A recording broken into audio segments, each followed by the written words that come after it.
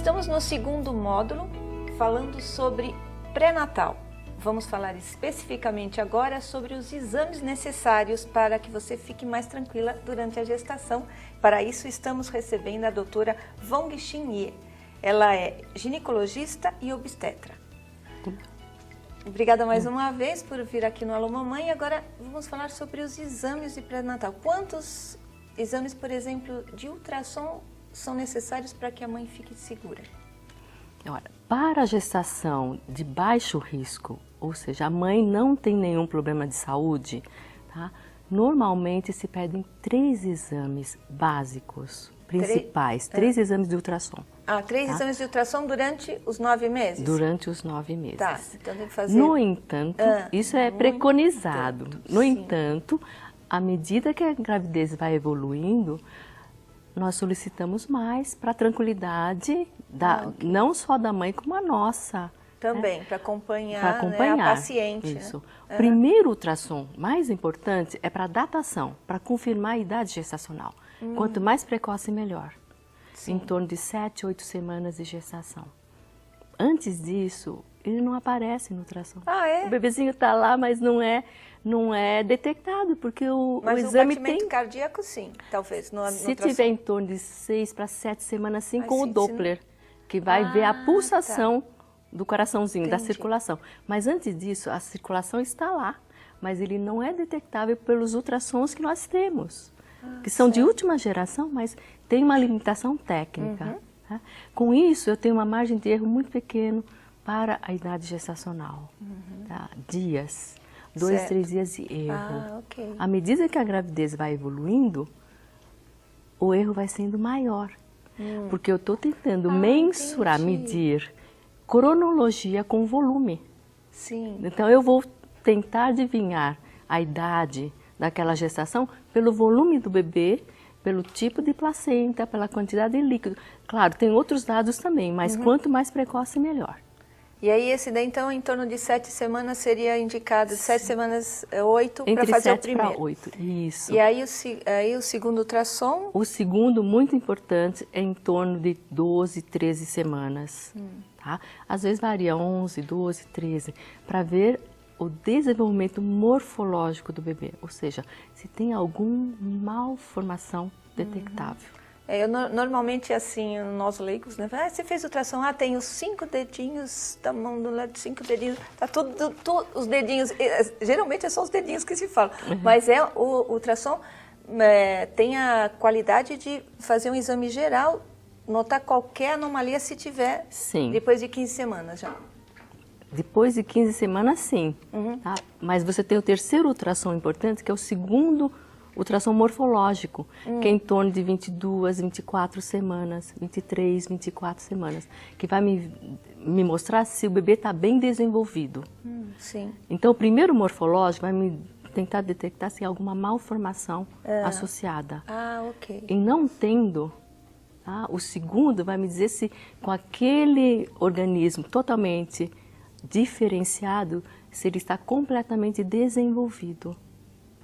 Entendi. E a malformação no segundo ultrassom, que tipo de malformação poderia ser detectada? Seriam mais os congênitos, não tanto genético. Por exemplo, se eu tive uma infecção, uma virose nesse meio tempo e essa virose atingiu o bebê. Então, entendi. eu posso ver essa malformação com alterações no desenvolvimento do órgão específico que seja atingido. Que foi atingido. Então, aí seriam os 3? Os 3 básicos. Tá. E aí, exames que detectam as chamadas doenças gestacionais, né? Tem diabetes gestacional, tem pressão alta, que a pessoa não tem esse tipo de doença antes da gestação, mas durante a gestação ela adquire e depois some, não é isso? Algumas... Quando essas 2 doenças, vamos ficar com essas, aparecem na gestação, é porque ela tem uma predisposição. É? Muitas vezes... Eu pensei que fosse só de gestação mesmo, não. Então, a pessoa tem uma predisposição. Então, tem que ficar já alerta, muito qualquer alerta. que seja Isso. uma doença que já tenha aparecido antes. muitas vezes está condicionada a uma situação de saúde prévia à gestação. Por exemplo, a obesidade é uma delas. Ela leva ao diabetes gestacional e também à hipertensão gestacional ou à pré-eclâmpsia, que só existe na gestação, porque ela depende da placenta. A pré-eclâmpsia é uma Pressão alta que aparece só na gestação, mais para o final da gestação. Mas isso você falou que talvez venha se a pessoa é obesa, mas se ela não for, também pode ocorrer uma pressão alta. Pode, mas o risco é bem menor. O risco é bem menor, porque está atrelada a essas alterações do próprio organismo já prévio. Ou seja, você não tem uma saúde tão boa, tão preparada para uma gestação. Normalmente, essas doenças gestacionais, elas ocorrem em mulheres de 35 em diante ou não? Em qualquer idade pode acontecer, principalmente nas adolescentes que estão em desenvolvimento.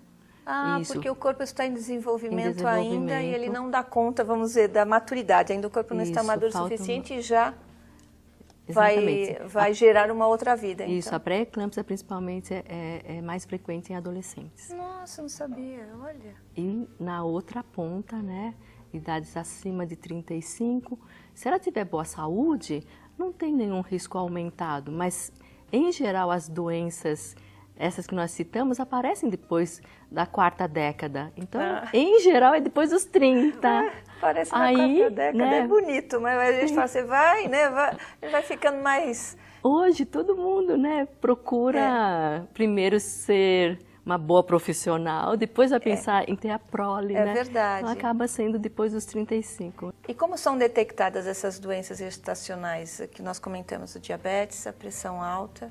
Durante as consultas periódicas, existem alguns exames que são solicitados. Exame de sangue, além das medidas, né, de pressão, de avaliação de peso que a gente faz durante as consultas. Então, o exame é obrigatório, fazer o exame da glicemia. Né? E é exame de sangue. Exame de sangue, isso, né?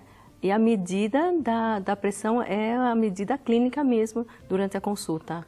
Quantas vezes a gestante tem que ir ao médico durante a gravidez? É uma vez por semana, uma vez por mês? O que é mais indicado? Contando que esteja tudo bem, tranquilo, né?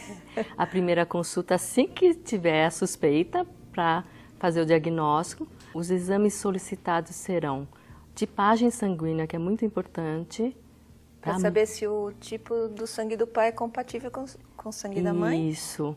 Mas veja só, é um dado que eu já poderia ter previamente, né? Sim, verdade. Se fizer os exames periódicos, assim... Normalmente as pessoas já sabem que tipo sanguíneo mas a gente repete toda vez, porque é muito sério, né? Hemograma completo, tá? Eu vou falar só o mínimo necessário, tá bom? Tá? A glicemia de jejum, né? Exame de urina, urina 1, urocultura antibiograma, porque é muito comum a gestante ter infecção urinária assintomática. Muitas vezes ela nem sabe, não percebe. Isso pode afetar o bebê, aumenta o risco de trabalho de parto prematuro, de baixo, como qualquer infecção. Nossa, né? E é comum adquirir ou desenvolver É muito comum desenvolver durante a gestação, porque muda toda a anatomia dela. Sim. Então muda, os órgãos trabalham diferente, né? Então, outro exame muito importante, que é um pacotinho, né? São as sorologias, tá? HIV, sífilis, toxoplasmose, rubéola, citomegalovírus, tudo, e as hepatites, né, A, B e C, também. Mas veja, volto a insistir, esses exames devem ser feitos antes de se pensar em gestação. Eu só vou confirmar após. Porque, por exemplo, a rubéola, existe a vacina para me proteger. Entendi. Eu não preciso correr o risco de ter um bebê mal formado por ter adquirido a rubéola em vigência da gestação. A mesma coisa para as hepatites, principalmente A e B, que tem vacina. E principalmente a B. A B é muito séria. Se o casal resolve ter um filho, eu digo casal porque as mulheres... É o casal mesmo. É o casal mesmo. Porque sobra, parece que fica muita coisa com a mulher, lógico que bastante, mas O acompanhamento, na minha opinião, é tão fundamental que o marido vá com a esposa ao ginecologista. Sempre. Porque às vezes é a mãe da gestante que vai. Tudo bem, também é um apoio, mas é importante que o pai participe desde o começo. Por exemplo, todos esses riscos que a mãe pode correr e pode ser evitado, é importante que ele saiba também, né? Sem dúvida. Ele vai colaborar em casa, lembrá-la. Ele também, imagine se ela não estiver vacinada, protegida por uma rubéola, e ele adquire durante a gravidez, é muito azar. Mas e aí ela pode, né, ser contaminada. E assim, todas essas doenças que você falou, até que você falou o pacotinho da sorologia, tudo isso pode ser detectado apenas com exame de sangue? Exame de sangue. Que é simples. Aí depois volta-se a fazer exames de sangue, esse é o primeiro para ver como é o indivíduo em si, né? Isso. E depois continua-se fazendo outros exames de sangue, a gestante? Se não houver nenhuma intercorrência, né, algum estado de saúde diferente, uma doença, com 28, 30 semanas repete os exames. Então repete hemograma, a glicemia, o exame de urina e as sorologias. Isso é lei no nosso país. É lei, então? É lei. Então não tem nem como esquecer. Não é só para particulares? Não, é para todo exigir. mundo. Pode exigir. Deve ser feito. Não pode ser esquecido jamais. É um preparo para recepcionar o bebê também.